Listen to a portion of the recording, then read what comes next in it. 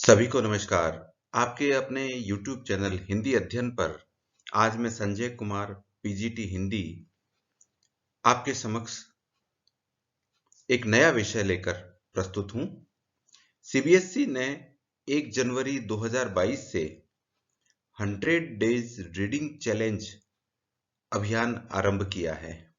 इसमें अलग-अलग कक्षाओं के लिए गतिविधियां दी गई है।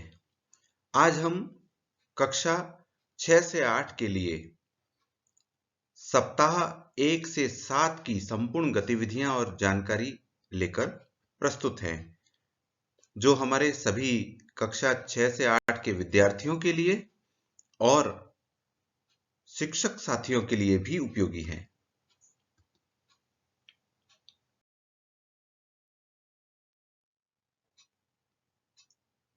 आइए देखते हैं सप्ताहवार क्रियाकलापों को।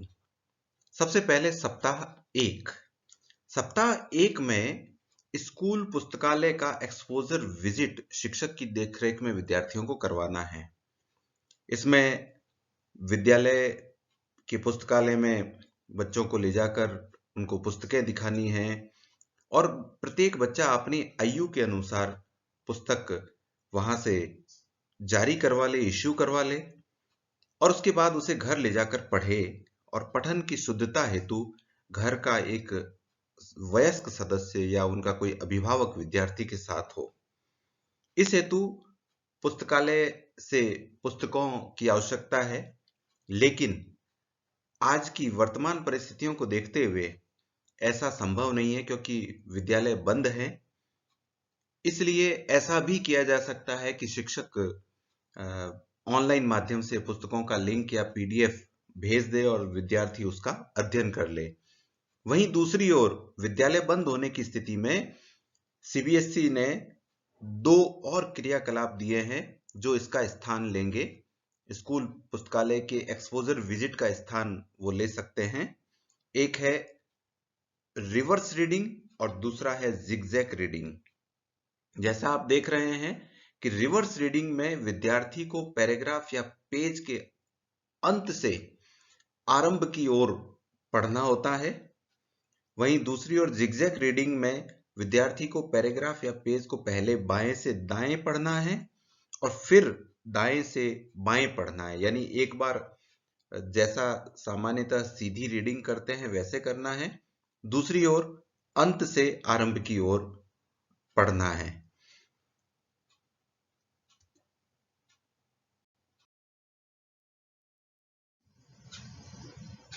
अब बात करते हैं सप्ताह 2 की।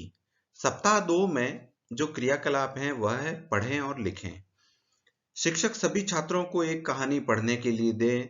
उसमें से कोई भी 5 से 8 वस्तुएं चुनकर विद्यार्थियों को दें।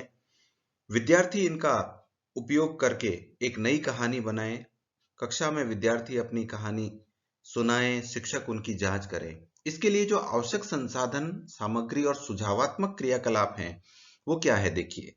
प्रसिद्ध लेखकों की कहानियों की पुस्तकें जो है वो इसके लिए आवश्यक है। यहाँ मैं आपको सुझाव दे रहा हूं कि महादेवी वर्मा की गिल्लू, निक्की और रोजी, नीलू आदि प्रसिद्ध कहानियां विद्यार्थी पढ़ सकते हैं।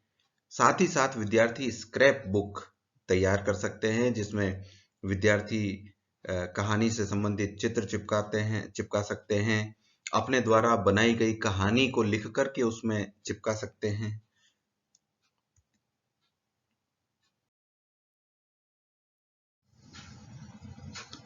अब बात करते हैं सप्ताह 3। इसमें है कविता पढ़ना। छात्रों को अपनी पसंद के कवियों द्वारा या शिक्षकों द्वारा अनुशंसित या परिवार द्वारा अनुशंसित कविताओं को पढ़ने के लिए कहा जाए। मतलब किसी भी तरीके से विद्यार्थी जो है कुछ कविताएं पढ़े। अब इसके लिए कविताओं की पुस्तकें या सामग्री की आवश्यकता है।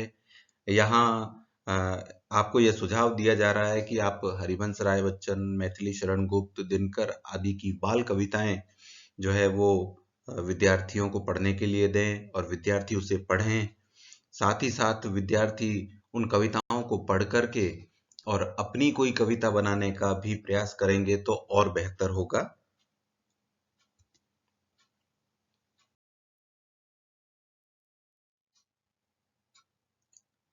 अब बात करते हैं सप्ताह 4 की।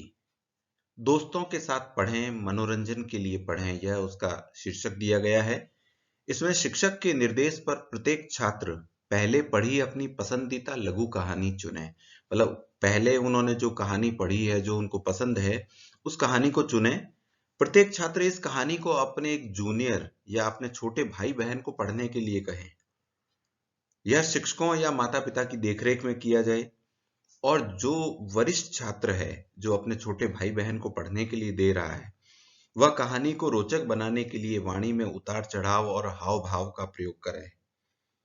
तो इसके लिए जो है वो सीबीएसई ने एक और सुझाव दिया है कि स्कूल के पुस्तकालय का एक्सपोजर विजिट, जो उन्होंने सप्ताह 1 में पुस्तकालय से जो किताब ली है, उसकी कुछ पंक्तियां बताएं उसके बारे में, और उससे संबंधित एक और पुस्तक जो है वो सब जारी करवाएं पुस्तकालय से, और उसे 14वें सप्ताह तक पढ़ें।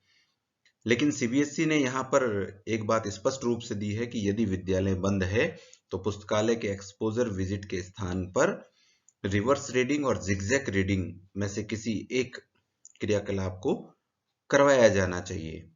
यहाँ पर हमें जो आवश्यक संसाधन है वो, और जो सामग्री और जो सुझावात्मक क्रियाकलाप हैं, वह है कि कहानी के चित्र बनाकर चित्रों द्वारा कहानी के मंचन का वीडियो बनाया जा सकता है। कि बच्चा जो है वो कहानी के चित्र बनाए, जैसे मान लीजिए कौवा है, लोमड़ी है, उनके चित्रों को बनाकर और किसी एक बैकग्राउंड को ड्रॉ करके उसके ऊपर जो है वो उन पात्रों को, उन चित्रों को किसी आइसक्रीम स्टिक से चिपका कर और उसको, उसका मंचन वह कर सकता है और इसका एक वीडियो बना सकता है। पुस्तकालय के एक्सपोजर विजिट में पुस्तकालय से पुस्तकें विद्यार्थियों को आवश्यक होती है, लेकिन आज की परिस्थितियों में जब यह संभव नहीं है, तो ऐसी स्थिति में रिवर्स रीडिंग और जिगजैग रीडिंग, जिसका हम जिक्र पहले ही कर चुके हैं, वह विद्यार्थियों से करवाई जाए।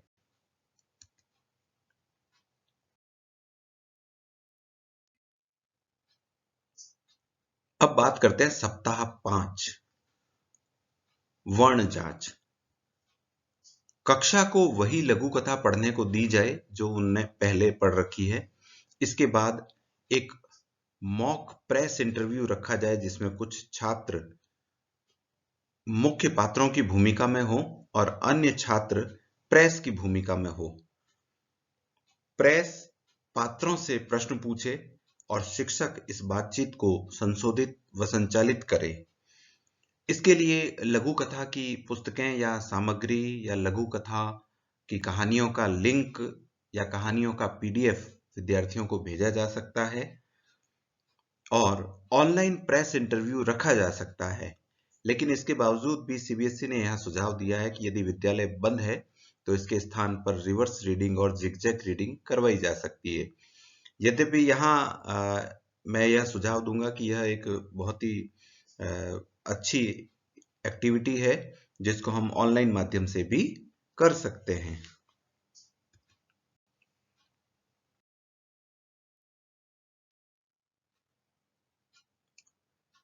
सप्ताह 6, गीत या व्यंजनों का विश्लेषण।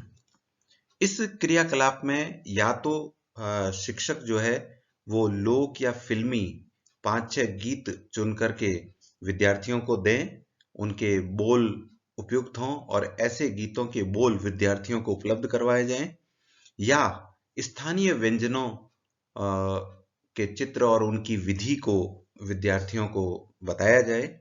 प्रत्येक छात्र को एक गीत चुनने के लिए कहें। प्रत्येक छात्र चुने हुए गीत का साहित्यिक विश्लेषण करें जिसमें संदर्भ, संदेश, भावनाएं आदि हों।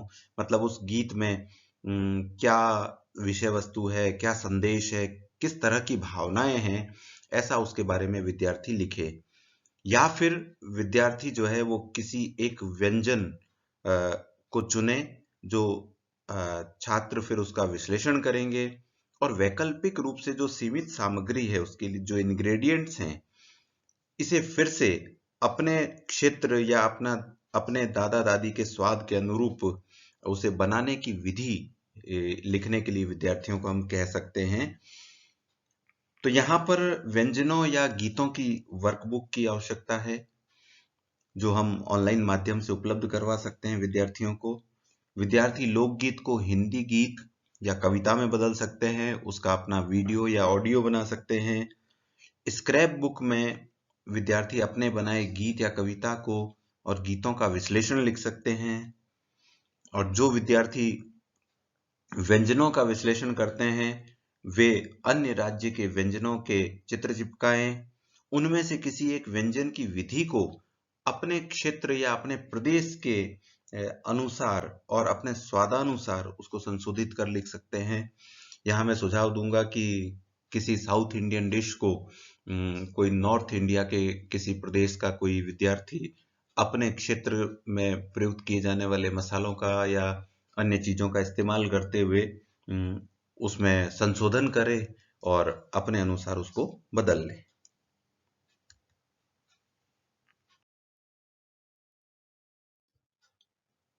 सप्ताह 7, पुस्तक की सिफारिश। प्रत्येक छात्र अपने एक दोस्त को एक पुस्तक पढ़ने की सिफारिश करें। इस हेतु वे शिक्षक द्वारा प्रदान की गई पठन सूचियों का संदर्भ लें। चुनी हुई पुस्तक से प्रत्येक छात्र को उस कहानी में आए सबसे बड़े खलनायक चरित्र के बारे में लिखें।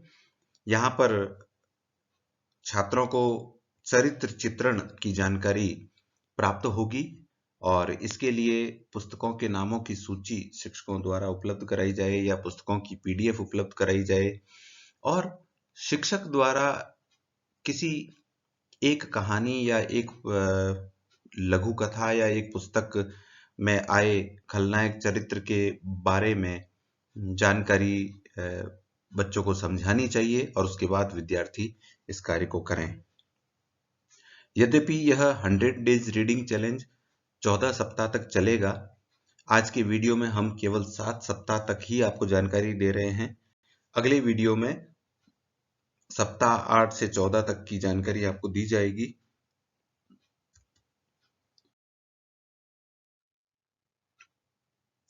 आशा है आपको हमारा यह वीडियो पसंद आया होगा और आपके लिए ये काफी उपयोगी होगा। हमारे YouTube चैनल हिंदी अध्ययन को सब्सक्राइब करें, वीडियोस को लाइक करें, शेयर करें। धन्यवाद।